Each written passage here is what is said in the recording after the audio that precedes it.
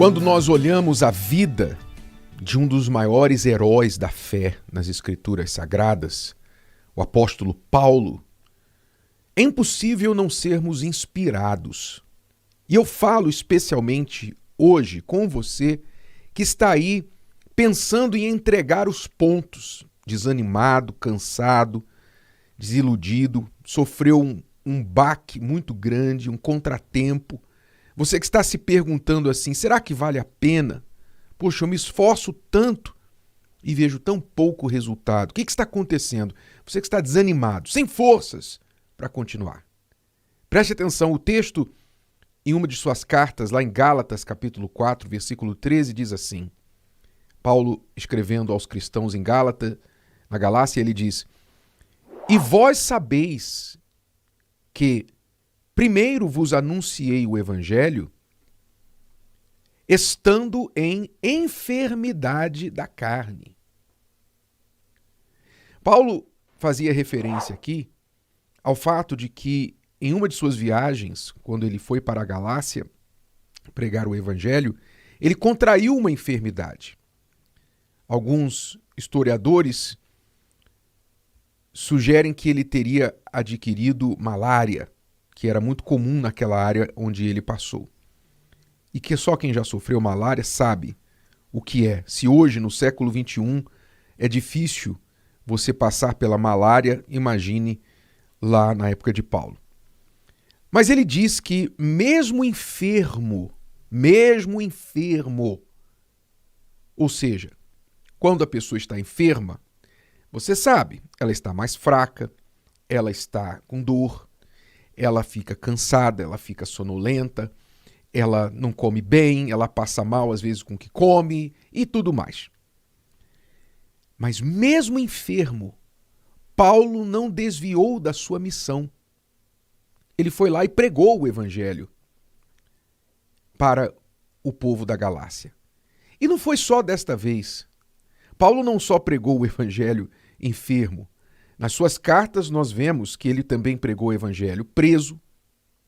Ele, na prisão, pregou o evangelho. Aliás, porque nós temos as cartas de Paulo, quase um terço do Novo Testamento escrito por Paulo, exatamente por causa das suas prisões, porque ele aproveitou as suas prisões para escrever, deixar registrado o que ele viu e viveu.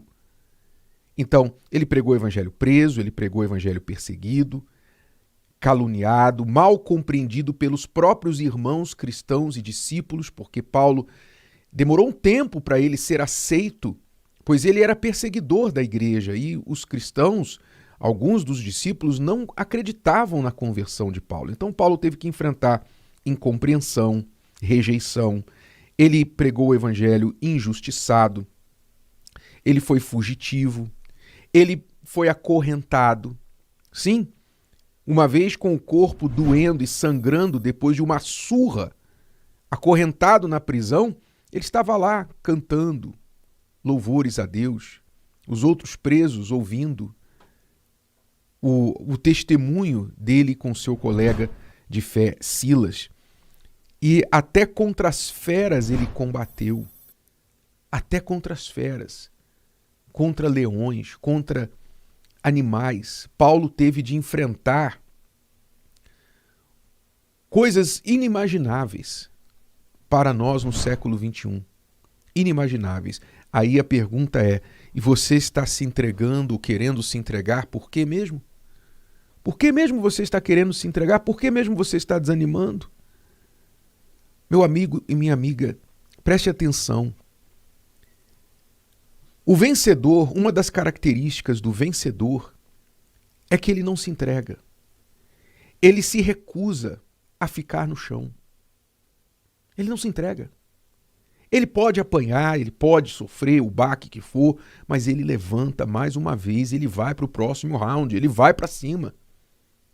Essa força que estava em Paulo, que fazia com que ele achasse força da fraqueza, tirasse força da fraqueza, como ele famosamente também disse, quando eu estou fraco, é aí que eu estou forte. Essa determinação dentro dele é preciso estar dentro da gente. E Deus coloca isso dentro da gente, mas não é só Deus, não depende de Deus. É isso que você tem que entender. Porque se dependesse só de Deus, todo mundo seria forte. Todo mundo. Mas havia discípulos, Paulo relata casos de discípulos que o abandonaram no meio do caminho, no meio das missões.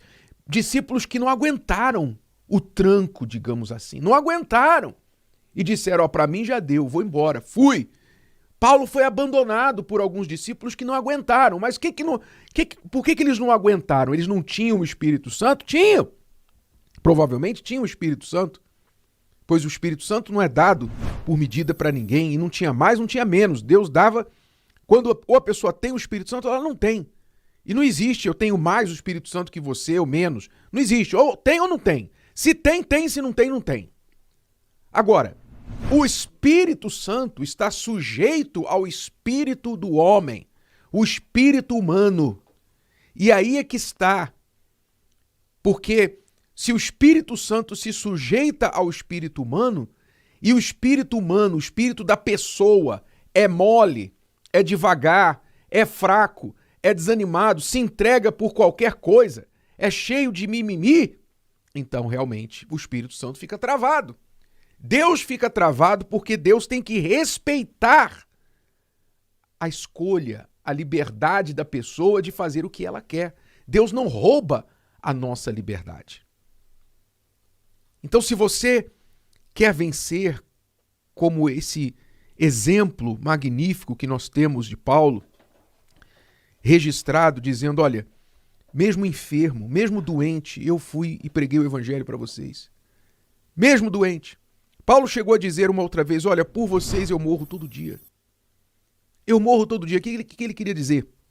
Ele queria dizer, eu sacrifico o meu eu. Eu coloco para baixo as minhas vontades e para cima a minha missão. Então, se ele tinha essa força, ele tinha essa capacidade, nós temos também. Mas nós temos que escolher. A força é uma escolha. A força não tem nada a ver com músculos. A força não tem nada a ver com capacidade. A força tem a ver com escolha. Você tem que ter a decisão dentro de você de escolher ser forte. Porque, se não por nenhuma outra razão, pela alternativa. A alternativa é você escolher ser fraco. Qual escolha você acha melhor? Escolher ser fraco ou escolher ser forte? Você decide.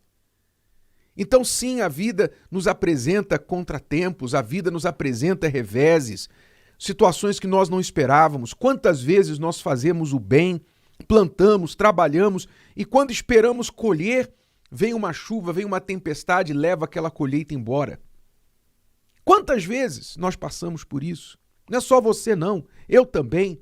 E todos os heróis da fé. Nós passamos por isso. Isso faz parte da vida. Mas quando essas coisas acontecem, nós temos essa escolha. A escolha de deixá-las varrer sobre nós as nossas forças, varrer de nós as nossas forças e nos deixar no chão derrotados. Ou nós temos a escolha de dizer, apesar disso, apesar de mais esta, eu vou erguer a cabeça e vou seguir em frente. Apesar de mais esta, eu vou lutar mais um round. Essa é a escolha que nós temos. É por isso que no céu, meu amigo, minha amiga, se você lê as cartas lá do Apocalipse, as 7 igrejas que representam a igreja total, o mundo, o universo dos que creem, o final de cada carta diz, ao vencedor. Ao vencedor. Quem vai chegar no céu serão só os vencedores. Somente os vencedores serão salvos. Aqueles que venceram suas dores. Os vencedores são os que vencem suas dores, vencem os seus mimimis, vencem os seus cansaços, os seus desânimos, vencem as feras, as doenças do corpo, da alma, vencem os inimigos, vencem as punhaladas pelas costas, vencem aqueles que vencem tudo. Vencem por quê? Porque dentro de nós há um que é maior do que aquele que está fora de nós. A fé que está em nós é a vitória que vence o mundo. A fé que está em nós vence tudo. Vence o mundo inteiro. Então, nós vamos vencer o mundo e vamos chegar lá no céu. Somente aqueles que vencem suas dores. Então, a salvação é para vencedores. E se você não vencer suas dores, então a opção é você cair, sucumbir diante delas. Eu já fiz a minha escolha. Eu não sou super-herói, não. Pelo contrário. Eu também sinto, às vezes, o baque. Eu também sinto, às vezes, os golpes. Eu sinto. Mas, graças a Deus, que quando a gente abre a palavra, as escrituras sagradas, todas as manhãs para ler, nós somos presenteados com as palavras do Deus vivo, pela boca dos seus servos, que nos fortalecem e nos renovam, como esta de Gálatas 4:13.